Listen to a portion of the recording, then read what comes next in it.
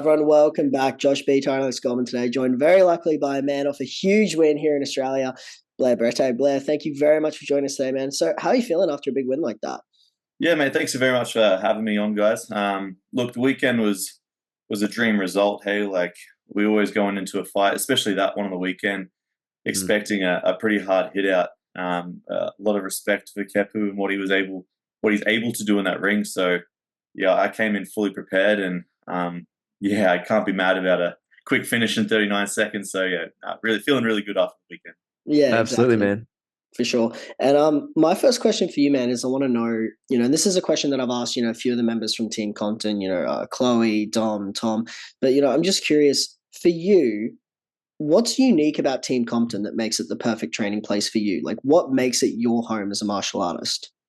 Yeah, I like this question because for each of us it might be slightly different, but I really like the environment that Steve has kind of created for all of us level individuals, right? We follow under his guidance and his experience and knowledge, but he really gives us a lot of freedom to grow individually as well, right? And we share a lot of knowledge between each other. So I'll do one-on-one sessions with Tom Nolan, and we'll kind of break down things that work for him, why they're not working for me, and what his thought process is in A, B, C, right?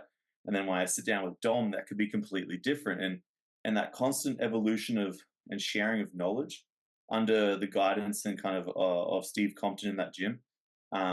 Yeah, we're never kind of stagnating. It's always progressing. It's always evolving.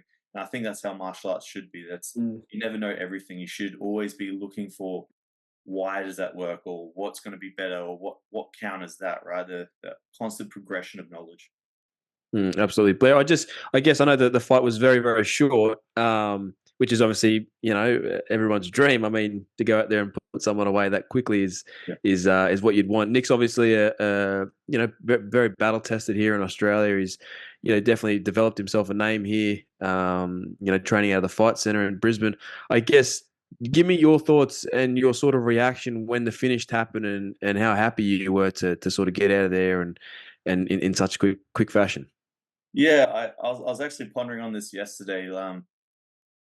39 seconds is dream result, right? Like Mm. unscathed, get in there, get out nice and fast, especially against a battle tested opponent. But it's quite hard to learn and develop your personal skills when you don't have much kind of ring time to kind of work with, right? I'm still very new to this sport, and I need as much experience as possible. So as much as it puts me on a great platform and gets my name out there, there's very little for me to kind of work off. Now that might sound a little bit negative, but like Mm. I want the experience. I need the experience. I want to be better every fight. Mm. Yeah.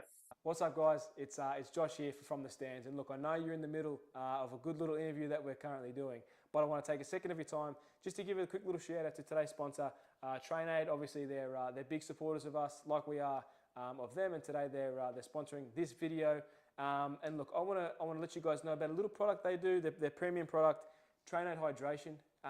It's the best hydration formula on the market, guys. I'm not gonna lie to you. And look, if you don't believe me, ask guys like Israel Adesanya, Alexander Volkanovski, Leon Edwards. You ever heard of these guys? I mean, they're the top athletes in the world.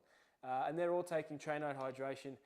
It really is the #1 formula in the world for hydration. And in the summer months here in Australia, I mean, it's something that I think everyone should be taking. And TrainAid have been very nice to give us a discount code, a very healthy discount code as well. I mean, it's a nice little discount code. If you use the code FTS15 at the checkout, they will give you 15% off. We'll leave a link to their website in this description of this video. And yeah, check them out, guys. Please support them because they are supporting us. Cheers. Yeah, definitely. And, you kind of talk about it there, which is, you are still sort of new to the sport, I guess. And my question is, when you first started training, so when you first sort of walked into a gym, was the goal to become a professional fighter, or were you just kind of first getting into the sport to get fit, try it out? Because I can imagine the first time you stepped on the mats and maybe rolled with a dad who's been training 2 to 3 times a week, and, they just roll you up like nothing, can be a bit of a reality check the first time you train. So was the goal always to be a pro fighter? I think the goal's never always been to be a pro fighter. When I was younger and I started martial arts, I always wanted to be a professional athlete. That was always the goal, Yeah. whether that was going to be football or Muay Thai, whatever it was, that was always a dream as a kid. Now, as I went older and I still got into Team Compton, I just wanted to get back into fighting because I was my best person when I fight, right? Like every other aspect of my life improves because of how dedicated and motivated I am in martial arts. So that was my driving force for getting back into fighting. Now, I would be lying if I sat here and said that I dream about going to the UFC or I've got a picture on my wall that I look at. That's been my driving force, right? If that's a repercussion of my actions, then awesome. I'm going to keep striving for that. But why I fight and why I got into fighting was because I just love what it does for me in and outside the ring. That's what got me into it. And now, in terms of jumping into MMA from Muay Thai, I didn't start doing jiu-jitsu classes until like mid last year. Like I was 5 weeks out from beatdown when I started grappling.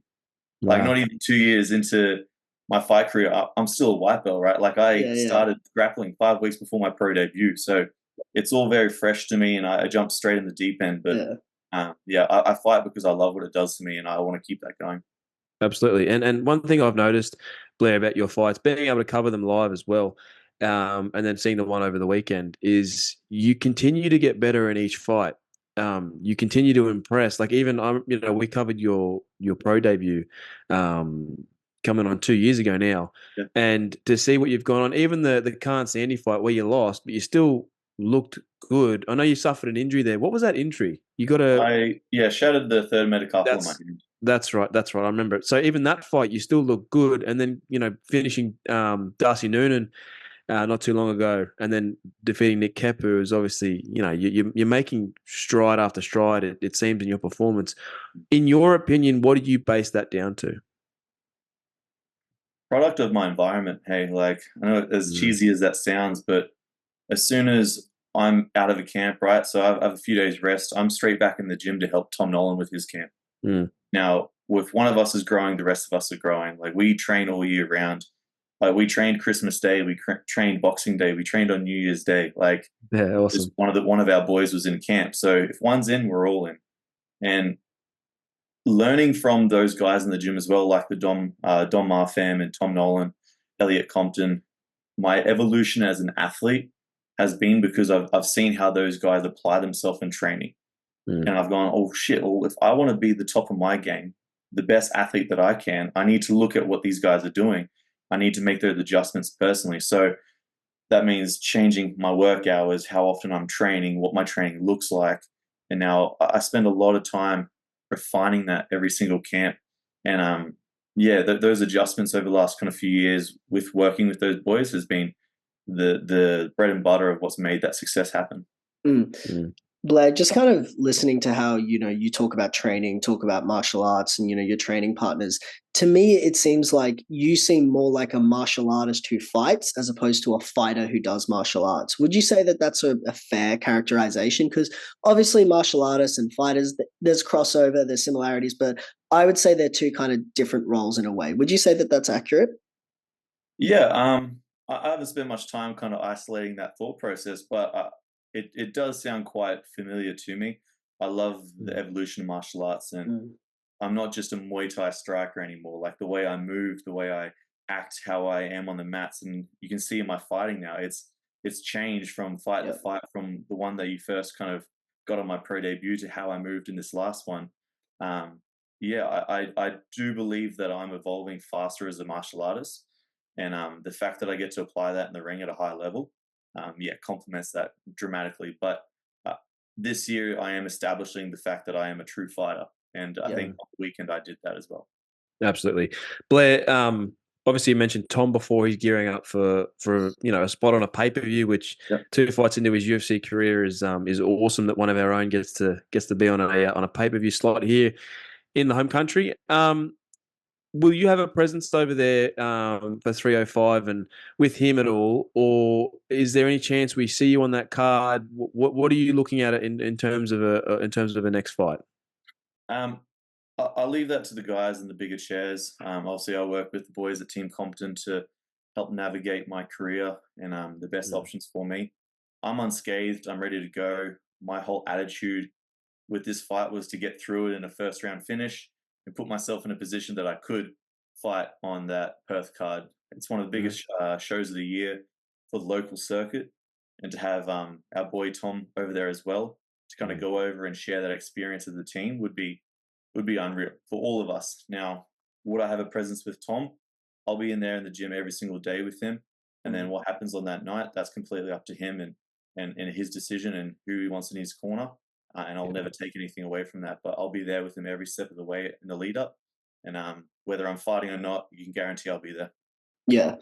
The last one for me, I want to know, Blair, we've spent a lot of time talking about, how good the gym is, your training partners, your coaches, but I got to know now, I need the inside scoop. Who is most likely to be strategically late to the warm up? Late to the warm up. Oh, yeah, that's a hard one. Like you've got a room full of guys that are so eager to kind of get out there. I can promise you that Tom and Dom are on the mats half an hour before anyone even gets there. Yeah. I promise you, Elliot's been in the gym since 6 a.m. warming up the mats with music and talking. Yeah. So, if anyone, I'm probably the one that's behind because I'm so busy doing other stuff. But I'll never throw anyone else under the bus. Yeah, of course. Good man. Last one from me, Blair. You talked about it before about, it was never the UFC was the goal or anything like that. It was just a product of sort of what happens. And if you get there, are you someone that sets goals? And if you are, is that a goal that you can start realistically looking at? Because, now you're 3-1, so your resume is starting to build. There are other organizations now. This isn't 15 years ago where it's the UFC or bust. There are PFL, there's the One Championships, there's all these sort of organizations. In a perfect world, is that something that you would like to strive towards? Is it something that if it happens, you're not too bothered, or is it a case of you want to work your way to one of those organizations?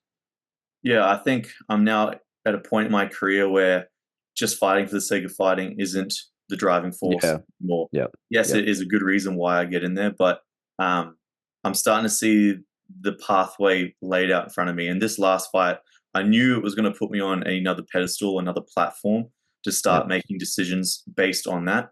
But I want to be fighting internationally. I want to be challenging myself in every aspect. So I want to finish this year strong. I want to get a few more wins under my belt, and look at 2025 as being a really big kind of decision-making year where that kind of takes me. So yes, you can definitely see my attitude change towards setting a goal where whatever that international show might be.